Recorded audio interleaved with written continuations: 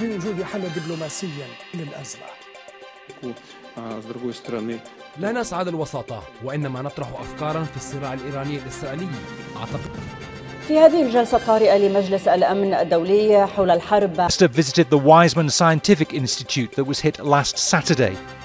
45 research laboratories were destroyed. شمالية إيران، زلزال في إيران تحديدا بدءا من 1000 إلى 1500 إلى 2000 إلى 2500، بمعنى أن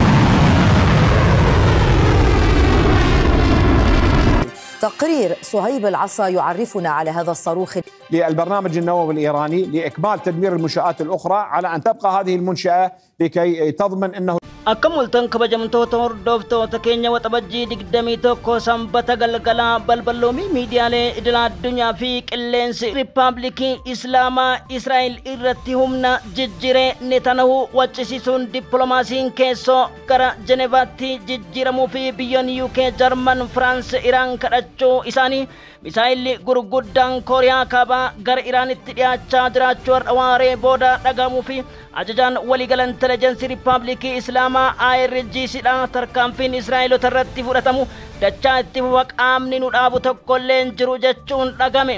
Jarmiyaan mootummoota gamtoomanii tarkaanfii har'a bariif waaree booda akkasumas kaleessa galgalaa fudhatame Israa'eel irratti rakkoowwan gurguddoo wixinee Israa'eel qaabsiifte tahuu wayitaamamanii fi haleellaan galgala kanaa daqiiqaan booda eegalamu ammoo riippaabilikiin Islaamaa misaayilota haaroo fayyadamuu akka jirtu addunyaa yaaddeessuuf Donald Trump guyyoota 15 lakkaa'amanii fi biyyoota lameen walitti ilaaluuf saniin booda dippiloomaasii seenna jechuun Iyaazamir qondaala ajajaa lafoo waraanaadha. Akkamitti guyyaan dheerataa dhimma kanarratti murteen nu cinaa dhaabbadhaa jechuuf Benjamin Netanyahuun akka kaleessa gorora isaanii harcaasan dubbiin ta'uu dhabuu fi keessoo Israa'elitti gosoonni Israa'el sadii walitti buuf kan jedhan odeeffannoo kenna jalqaba. Brigeediin Alaksaa loltoota Israa'el 7 kutaa kaaniin husitti fixuu isa merkebaaf taankonni buldoozariin D9 jedhaman dhidhimuu isaa Al-Arabii TV Al-Jazeeraan yoo gabaasan Chaayinaaf Raashiyaa akkasumas Kooriyaan kaabaa odeeffannoon isaan baasan waan adda addunyaa dhageessise. Yaaliin atoomii taasifamuu hin oolle kan jedhu gabaasni Associated Pressiif Politikoodha. Iraan nikilerii yaaluu akkan oolleef haleellaan dhukaa guddaa laboobbaa fi baarudii gurguddoo dachii sochoose taasifamuun mootummaa Israa'eliif warra addunyaaf Awurooppaa naasise jedhamee jira. Kunis gabaasa keenya biyyattiin dhuguma nikilerii hidhatte kan jedhu yaaddoo gurguddaa ta'uuf Ayatullah Ali Al-Khamenei Trumpiin akeekkachiisuuf isin warra miskiinota tiriliyoonaan irraa guurtan barbaada tartiibaan wajjin haasaa naamusa keessan eeggadhaa jechuun Trump akeekkachiisan. Balastikii fi sajil misaayilonni Iraan kaleessa Haifaa fi iddoowwan gurguddoo Neevaatiin Raamaatiin haleelaniif Hizbollaan gara lola seenu. Gama biraatiin riippaabilikiin Kooriyaa kaabaa Israa'el irratti haleellaan galoo galaanarraa jijjiiramet misaayilota keenya yaalii ta'uu mala kan jedhu Tel Aviv dheekkamsiise kan jedhaniif manni marii Yuunaayitid Neeshiniidha tarkaanfiin Israa'el fudhatte tarkaanfii cimaa jalqabaa jechuun Israa'el irratti murteessuun Ameerikaa, Yuunaayitid Kingdamii fi Awurooppaanota kan dheekkamsiise. Maadhee keenya odeeffannoo waayitawaa haleellaa kallattii wajjin kan isinii dhiyeessinu sabskiraayib gochuun laayik gochuun sheer gochuun walii qoqqooduun komentii nuu baay'isaa itti dhiyaadha.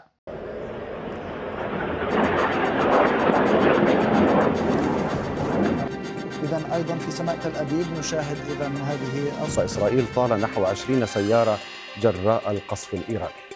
جاءتنا قبل قليل من تل أبيب باعتراضات صاروخية في سماء تل أبيب.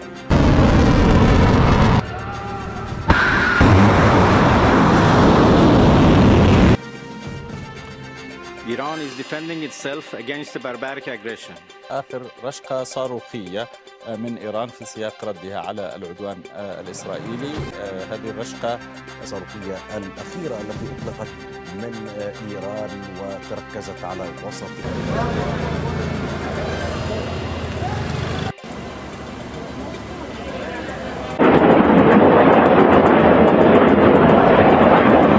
المركز في إسرائيل تل أبيب الكبرى.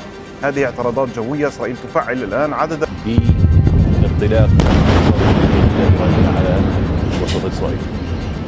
Is of Iranian missile 40 Israel's Prime Minister visited the Weizmann Scientific Institute that was hit last Saturday. 45 research laboratories were destroyed. The war will go on as long as it takes, Benjamin Netanyahu said, with balaan qaanqee qarqaba jimaata torban kaleessa Israa'eliin qabsiifameef qondaaltota saayintistoota Iraan dhabsiisee barbada gurguddaa Tel Aviv, Haifaa, Yerusaalem yookiin Al-Quds, Eelaat, Raamaat, Dimoonaa, Nevaati, Mangaash, Koloonitti misaa'ilonni seenaa teeknoloojii addunyaa keessatti warri Parshiyaadhaa Israa'el irratti roobsuu jiran Ameerikaa mataa ishiitii raajii ta'uu miidiyaaleen idil addunyaa gabaasan. Tarkaanfii Israa'el tibba darbee fudhatteef buufata niikleerii Iraan haleeluu malee qaba ganna dhiisaan Abba Benjaamin Netanyahuun Israa'eloota yeroo isaanii nyaata gargaarsaa qoodamuuf faraqaan cubbuu Gaazaa irratti raawwatan isaan geetteetiin warra Peentaagoon waayitaa hawsaan gagamtaa Awurooppaa firiyoottan jiishotatti waywaachuu irratti kan argaman yoo ta'u, misaa'ilonni seenaa hojjetan gurguddoon har'a galgala Israa'el irratti roobuu akka jiran Alii Reezaa Taansirii hoogganaan galoo galaanaa qindoomina waloof Iirospeesii Iraan beeksisee jira. Tarkaanfii kaleessa Israa'elitti waywaanneef dippiloomaasii waliigaltee dhimma gabbisa aatoomiif yuuraaniyeemii Iraan niikleerii hidhattuun jirtu yoo hidhachuu barbaanne tokko miti kudhaniif dhibboota hidhachuu dandeenya dubbiin pirezidaanti Maasuur Peezekshiyaan dubbatan. Iraan yoo nu tuqan kanaan booda lolli dhaabatuun jiru dubbii jettuufi Jeeneva irratti kan wal argan biyyoonni Jarman, Firaans, UK fi ministeerri damee alaa Dr. Sayyid Abbaas Araakchi Iraanota keessa beektonni xiinxala miidiyaalee akka jedhanitti Tiraamp laf jaleen ergachuu fi Iraan dafaa harka kennadhaa kan jedhan adaba godhadhaa naamusaa naasawaa Ayatullah Ali Al-Khamenei biyyi Tsiyoonota adabamuu qabdi. Raajiiwwan isin Filisxeemota irratti Yamanii fi Sooriyaa, Lubnaan irratti hojjetteef yeroon adabamtu amma keessattuu bara 2023 birmadummaa qoonsilaa Damaasqootti argamu kan Iraan haleelte qondaaltota barootaaf nyaachaa turte Jeneraal Qaasim Suleyman irraan Ismaa'il Haniyyeetti haloo kafalachuun amma jechuun Abbaas Nivoreshiyaa kan Iraanota Libaanositti ajjeefteef Haaji Hasan Nasrallaa hunda kaasuun Abbaas Araakchi dubbii bibittinneessan. Bakka qondaaltonni gurguddoon Awurooppaa argamanitti tarkaanfii Israa'el jimaata torbee kaleessaa fudhattee fi Jeneraal Muhammad Bahagaarii akkasumas Hussein Salaaminii dabalatee ajjeeftee fi gatiin Israa'elota ni hafa. Tarkaanfiin birmadummaaf irraa qolachuu heera jaarmiyaa mootummoota gamtoomanitiin kabajamaadha. Ulaan dhimma haasaa niikleerii ammas Iraan hin cufne jalqabas kan barbaadamaa ture kan osoo hin ta'in waa hundaa odeeffannoo quba qabu jechuun hanga daayireektara atoomii fi niikleerii to'ataa idila addunyaa Raafaa'el Maariyoo Giroozitti dubbii dhodhoosan. Dubbiin bittinaa Iraan tuni qaanqeen nuti qabatte amma Israa'elitti qabachuu akka jirtu ifaan ifatti isinitti himna. Ameerikaan doorsisa barootaatiin booda garduubbee dhaabachuun Israa'el nutti ergu ifaan ifatti dubbachuu barbaada kan jedhan Dr. Sayyid Abbaas Araakchidha. Haleellaa birmadummaa daangaa kennaa caabsiteef Israa'el gatiin isiin kafaltu walitti nu dhiisaa kan jedhan fakkaatan. Haa ta'u irra caalatti ammoo akka Abbaas Araakchi jedhanitti nageenya filachuu isaanii miidiyaaleen dhaadheessuutti jiran. Despite their being under full monitoring of IAEA and despite them rightfully an ongoing diplomatic process. Iranian state television released video of what it says are missiles being launched. The war will go on as long as it takes, Benjamin Netanyahu said, with or without increased US support. The goal that I set is to destroy. تبدو بعيدة ولكن لافت أن عدد الصواريخ الاعتراضية التي أطلقت محمد كان كبيرا جدا. لا بلاغات عن كيفية إنهاء الصراع لكنه لم يذكرها وعبر عن اعتقاده.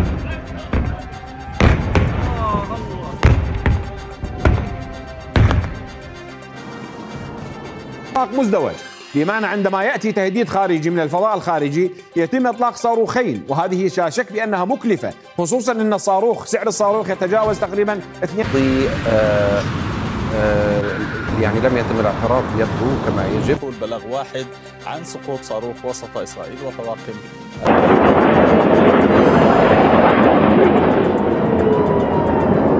قبل قليل من تل أبيب، وأيضا ربما نستمع إلى الأصوات في هذا الفيديو.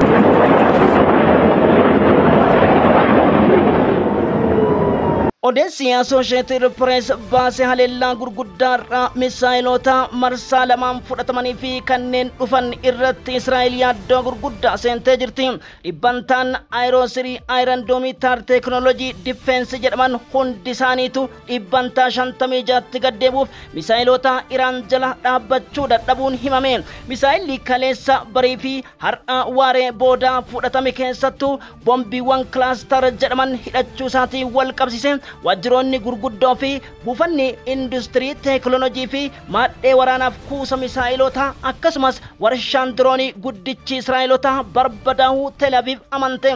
Doonaald Tiraamp kan kanaan cilaawan Peet Heeksa waamuun ajaja kennuu isaaniitu dhagahame. Jarmiyaa mootummoota gamtoomanii fi dura bu'aan jarmiyaa mootummoota gamtoomanii barreessaan mootummoota gamtoomanii Antoonii Guutaresh biyyoonni lameen iyyuu wal waraansa baha gidduu galeessaa keessatti waraana addunyaa feeraa jirurraa akka of qusatan jechuun dhagahame. Daayirektarri Atoomiif Yuraaniyeemii akkasumas to'ataa nikileerii idil addunyaa Raafaa'el Maariyoo Giroozidha. Iraan tarkaanfiiwwan yuraaniyeemii oomishuun alatti nikileerii hidhattuun agarree haalonni akeekan hin jiru jechuun jalqaba ibidda fi qabsiise dhaamsuudhaaf yaalus himannaan Iraan dippiloomaasii heera idil addunyaa eegeen karaa ministeera damee alaatiin Israa'elirra aanutu himama. Haa ta'uutii bulchaan Tsiyoonota tartiibumaan itti deemna Riippaabilikii Islaamaa Ameerikaa fi deeggartoota keenya wajjin jimbiilfachiifnaa jedhanis dubbiin Kooriyaa irraa dhaga'amte garuu Israa'eliif Ameerikaa duudaa gochuun beekamtee jirti.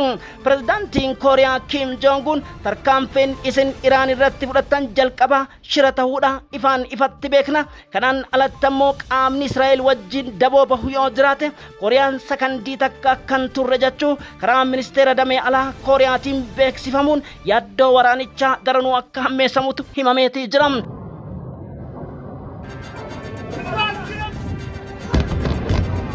يشير الإسرائيليون الآن إلى سماعهم دبي الإنقاذ عن 2 مليون.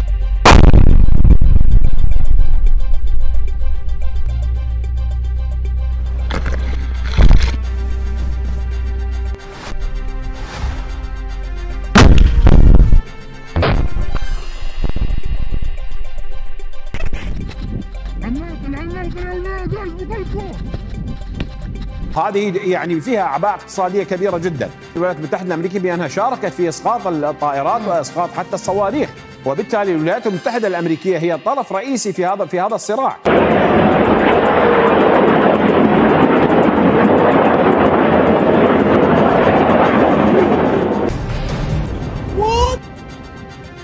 Israel's northern port city of Haifa again. طائرة مسيرة في خليج حيفا دون إطلاق أي إنذارات. إذن Military says at least one contained cluster munitions. These explode in the air above the target and scatter smaller missiles in an 8-kilometer radius.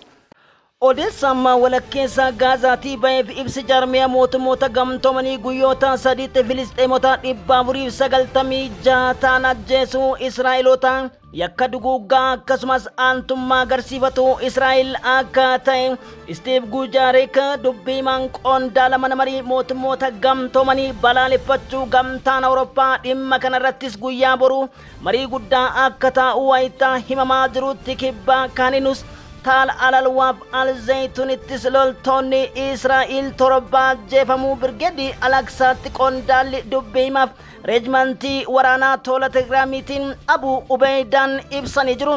Buldoozarii fi D9 kan jedhaman akkasumas taankonni Israa'el akka daaraatti gubatan viidiyoon agarsiisu Al-Arabii TV fi Al-Jazeeraan damee afaan Arabii gabaase.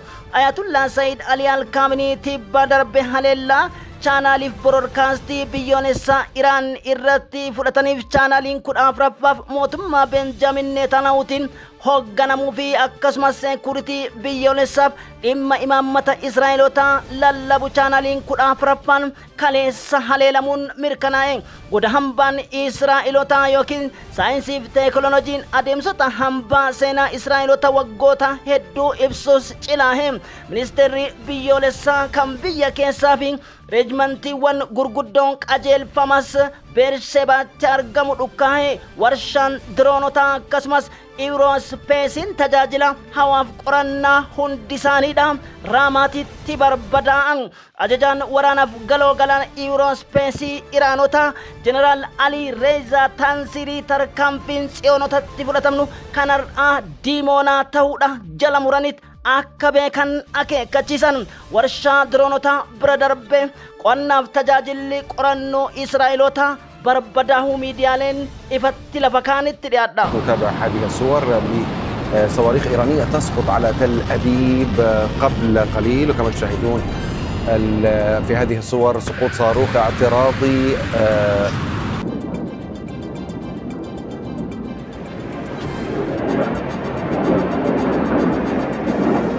مواجهة مستمرة بين الصواريخ الإيرانية وبين صواريخ المنظومات الدفاعية الإسرائيلية منظومة هيدس التي تهاجم منطقة المركز في إسرائيل تل أبيب الكبرى.